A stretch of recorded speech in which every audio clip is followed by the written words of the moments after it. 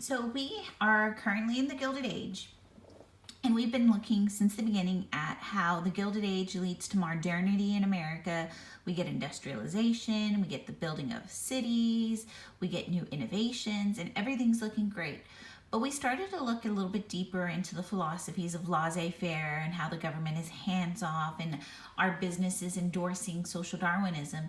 And those philosophies is going to lead to the Gilded Age, that the monopolies will rule. Big business will be ruling, and big business has the government in their hands. And so this is going to lead to organized rebellion by labor unions and also another group of people that we will look out west called the farmers. The farmers will rise up and they're going to revolt, and we'll talk about why they become debtors and why they form their own party called the Populist Party. So we know that people began to move west because of the Homestead Act. The Homestead Act provided settlers who move west up to 160 acres, which is going to encourage people to move west. They have to live on that land for 5 years and they could develop. And we've talked about the West, that it's the Great Plains. It receives less than 10 inches of rain past the 100 meridian. So looking at this family, they're actually pretty well off. I know you're looking at their stuff saying, wow, they have minimal means. But if you look at this, they have a horse-drawn carriage over here. That means this came from the east, this carriage. These horses, they're worth a lot. The daughters here, they have dresses. The gentlemen have suits.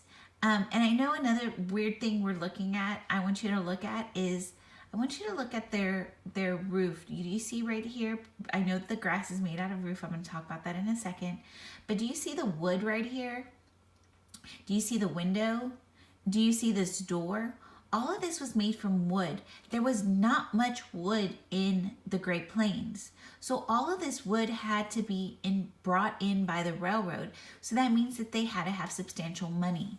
So these people are farmers, and out west, because they lacked wood, most of our houses will not be built out of wood. They're going to be built out of sod. So this is what sod is. Do y'all see on it's little bricks that they actually took the steel plow to the ground and they carved bricks out of the ground. And so that's why if they carved bricks out of the ground, if you look at the roof, it's made out of sod as well. So when it rained, the roof got grass. So that's how their roof has grass. Okay. We're going to see sod homes are created because the geography of the agricultural West lacked trees to build the homes. So they're going to use the steel plow. They're going to cut out basically bricks from the ground. So these homes are going to be very warm in the winter and they're going to be very cool in the summer. So sod, what it is, it's thickly rooted prairie ground compacted to make bricks. The bricks will be used to create sod homes, which they use the steel plow. So most sod busters will adjust to the West because of the lack of trees, and they're going to build fences, but it's going to be out of barbed wire. They're going to buy their goods from places like Montgomery Boards and Sears through mail catalogs.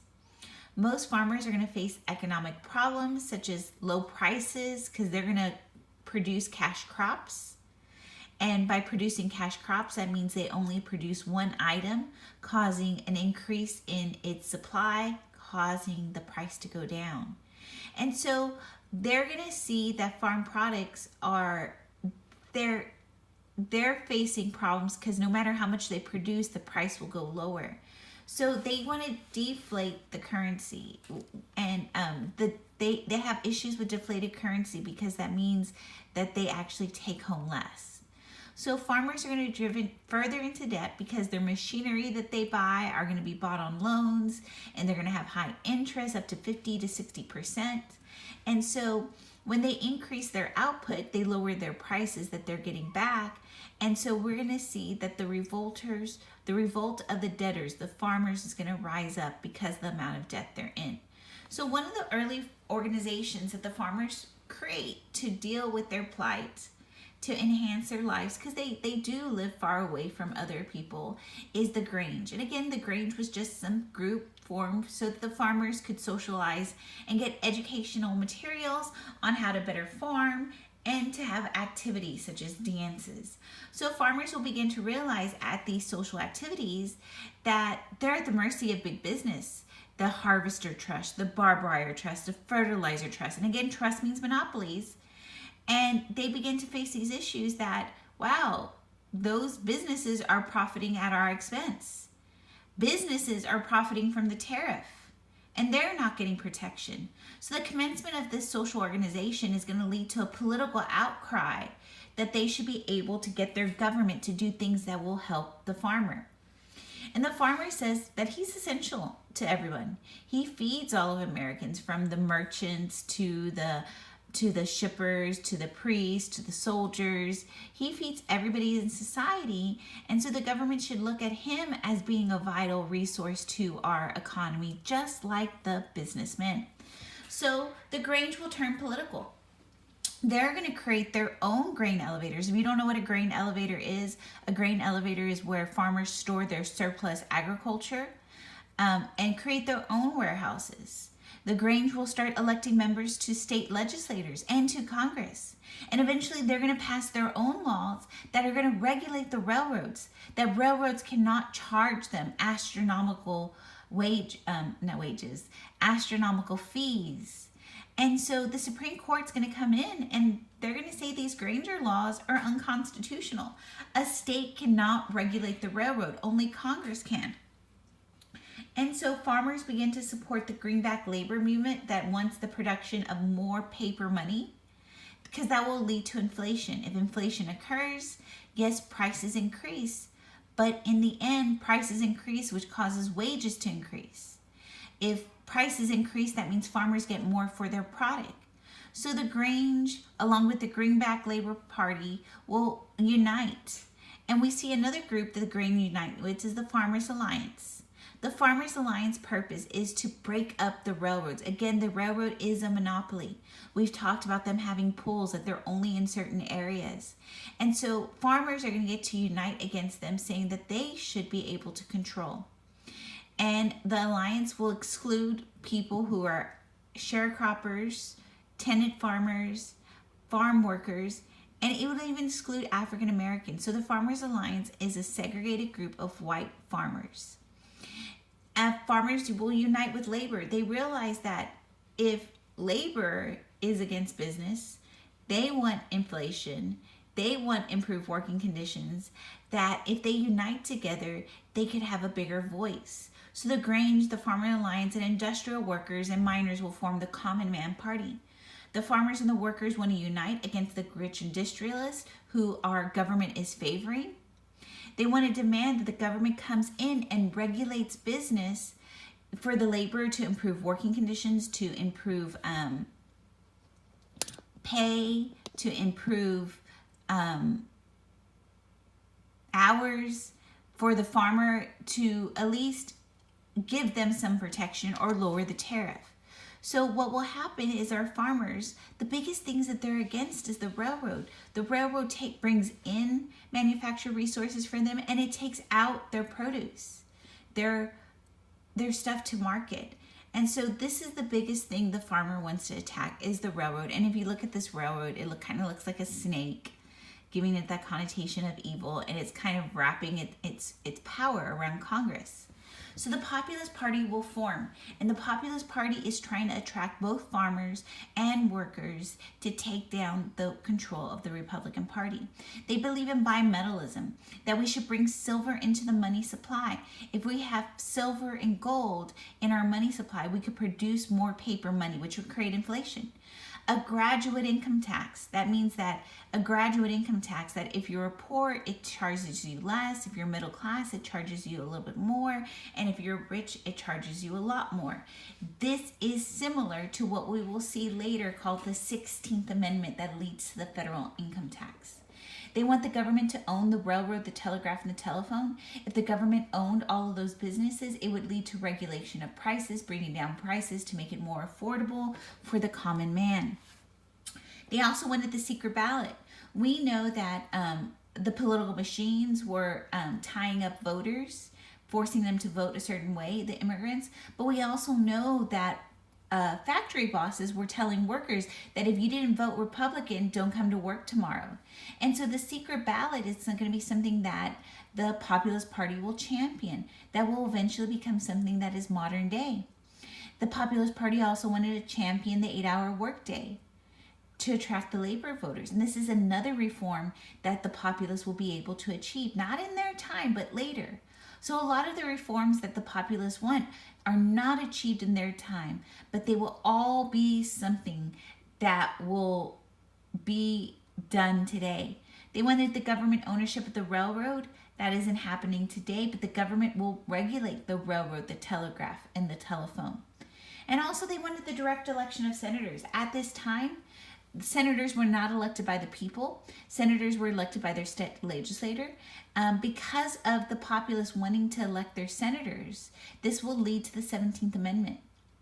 We're going to see many senators will not champion what the common man wants, but be bought out by big business. The Populist Party also championed 3 different reforms called initiative, that people get to create their own laws. For example, today, this is something that if y'all know y'all can't drive with your cell phone in school zones. This was actually something that was done in South Lake Carroll, that mothers started this initiative that they wanted people not to be driving in their cell phones in school zones. They championed this initiative, and guess what? It went to the state level, and in many nations, people cannot be on their cell phones while driving. Initiative gives me, the power to create laws. A referendum is to refer a law to the people to be voted on. So anything on taxes has to be referred to the people. It gives people a voice. Recall allows for people to be removed from office that are not adhering to the public's will call. So initiative, referendum, and recall all give power to the people to initiate laws, to bring them into party politics. Okay, so many people look at the People's Party platform as a bunch of hot air, hence the hot air balloon here, that they're not going to get very far. And so eventually we will see William Harrison come into office, and he is a Republican that comes in after Cleveland that is going to use the federal surplus. He's going to buy silver. That is going to lead to inflation. 1 ounce of gold is equal to silver. And so what will happen is people would rather hold gold than silver. And so people are going to turn in their paper dollars and take the gold out. And this is going to cause a drainage of the gold and the money supply, which will eventually cause the panic of 1893. We're going to see Harrison's $1 billion Congress also pass the Sherman Antitrust Act. This purpose of this act was to stop monopolies from being unfair. But most of these senators were being bought out by these big businesses and didn't adhere to the Sherman Antitrust Act. We're going to see the Sherman Antitrust Act actually be used against labor when they strike, because they're acting as a monopoly. So if you look at this political cartoon, this is the Senate chamber. If y'all see up here, it says this is the Senate.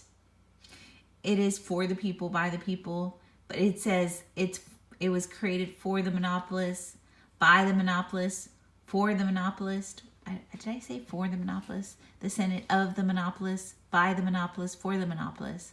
So these are all the senators. And if you look at them, what's sitting behind them is all these trusts, monopolies. There's the Steel Trust, the Copper Trust, Standard Oil Trust, the Iron Trust, the Sugar Trust, the Coal Trust, the Tin Trust. And so all of these trusts, and if you look at them, they're all dressed up like money bags, are basically paying off these guys to do legislation that favors the monopoly. And so this is why labor and the farmers felt that they needed an amendment that would elect these people so the senators would be accountable to their constituents versus the business. Harrison is also going to pass the Pension Act that is going to pay Civil War veterans. And so if you see the Civil War veteran, this is going to gobble up all of our excess that we had in that surplus. Harrison is also going to pass the McKinley tariff, which is going to raise the tariff to 48.5%, protecting business.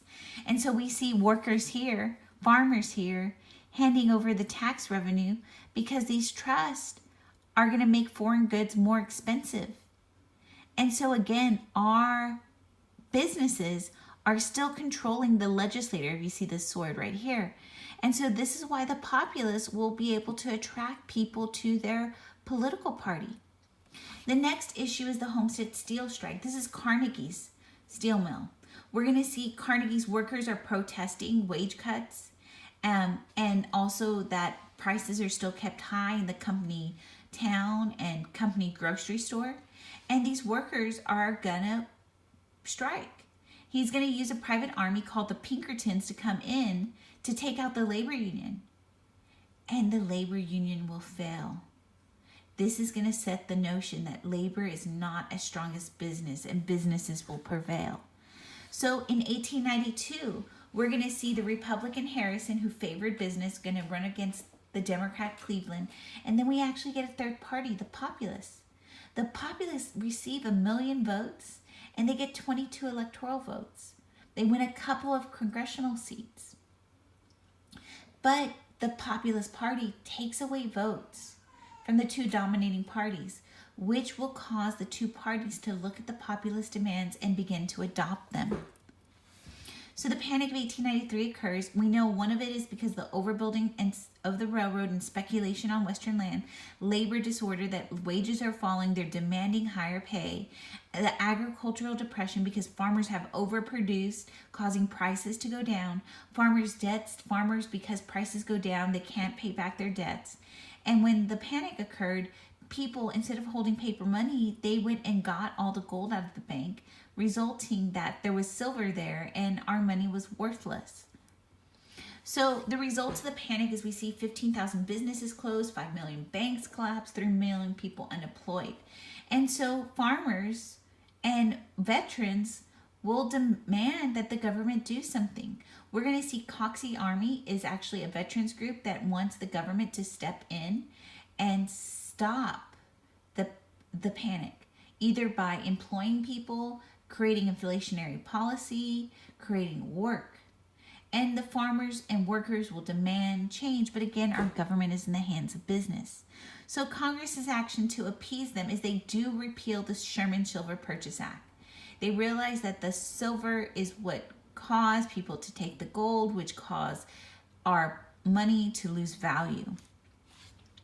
They're going to pass another tariff, the William Gorham tariff, which increases tariff rates higher, just a little bit higher, and for special privileges, like special businesses such as steel gets to keep their tariff. But it barely decreases the tariff rate of 48.4% from the McKinley tariff. So it's still a burden if you see this guy right here on labor, the tariff. We see that another strike that's going to happen is the Pullman strike. The American Railroad Union is upset because the panic has occurred, wages have decreased, but prices in the company town have remained high. So strikers begin to push over Pullman palace carts, and thus they have stopped the trains coming in and out of Chicago. So federal troops are sent in because they're interfering with the mail. The government used the Sherman Antitrust Act to break up the strike. They said the strikers created a monopoly on the railroad. And so Eugene V. Debs will basically tie himself to the railroad tracks, and he's going to be arrested, put in jail. And what will result is that Eugene V. Debs will found the Socialist Party in America. So now our next election, we see that labor has rised up. They're upset about the panic. They want better pay. They want inflationary policy. They have striked against the government, and the government has come and decided against business. So the Republican Party is going to champion being pro-business, being high tariff, being for a gold standard. And on the other hand, the Populist Party will unite with the Democratic Party. And they want the free coinage of silver. If we have more coinage of silver, more paper money could be created. And this will lead, and they want a lower tariff. And so we really have a class election here. The rich and middle class are going with the Republicans, and the poor, laboring people are going with the Democratic and Populist Party. And so William Jennings Bryan is going to give a speech. It's called the Cross of Gold speech. So you have to think about this. I want you to look at the image. There's William Jennings Bryan's there with a cross. And this gives you connotations of Jesus, right? Jesus was crucified on a cross. And if you see he has a thorns right here. Remember Jesus, they put a cross, when he was on the cross, they put a thorn crown on him. And so he is invoking imagery of Jesus Christ being crucified. And he's going to come about this, and he's going to talk about it in his speech. We're not going to read the whole speech, but we're going to read a short excerpt. It says, if they dare come out in the open field and defend the gold standard as a good thing. So he's talking about the Republicans here, saying that the gold standard is great. They feel it. We shall fight them to the utmost, having behind us producing the masses of the nation and the world, having behind us the commercial interest and the laboring interest and all of the toiling masses. We shall answer their demands for a gold standard by saying to them, you shall not press down upon the brow of labor this crown of thorns. You shall not crucify mankind upon a cross of gold. So William Jennings Bryan is taking the stance that the gold standard is not good. It is only good for business. The gold standard hurts. It crucifies the farmer. It crucifies the laboring class to benefit only a few. And so this election's really close. If you look at the popular vote, McKinley gets 51%. Bryan gets 47%. McKinley wins the election. So the gold standard is going to prevail. McKinley wins. The Populist Party will collapse. So what kept the country from rebelling at this time was that by 1900 we discovered gold in Alaska. This gold could be brought into our economy, which we could produce more paper money. So the impact of the Legacy Party, even though the Populist Party will die because the Democrats will take on their ideas, we see that it leads to this notion that the downtrodden can organize and have a political impact. We're going to see mainstream parties will adopt the ideas of the populists, such as the income tax, the direct election of senators, initiative, referendum, recall, regulation. Many of them will become as progressive era reforms, such as the income tax, which I talked about, 16th Amendment, direct election of senators, 17th Amendment, a secret ballot, regulations of business, and immigration restrictions. So even though the populists do not achieve reform at their time, they're going to achieve reform beyond their time period. The last thing we have is the populists actually, if you've ever seen The Wizard of Oz, you know that there is Dorothy, right? She is wearing ruby slippers, but actually in the real Wizard of Oz, she's wearing silver slippers. And she's going down the yellow brick road to go to talk to Oz, right? And if you think about OZ, that means ounce. And along the way, she meets a couple of people, a scarecrow to represent a farmer, the Tin Man to represent a worker, and then she meets a lion who needs courage, right? And that represents William Jennings Bryan. There's a reading that you have there on The Wizard of Oz that goes through it and how The Wizard of Oz was actually created as an analogy to the Populist Party's demands. All right. There's just images of The Wizard of Oz. Okay, so y'all could read that reading on The Wizard of Oz on your own. Make sure if you know that you're being gone on Friday that you get a review quiz from Miss Morgan and you get a binder organization sheet. And read the Wizard of Oz thing. It's a good reading. We won't force read it to y'all today, but you can read it at your own leisure. Bye.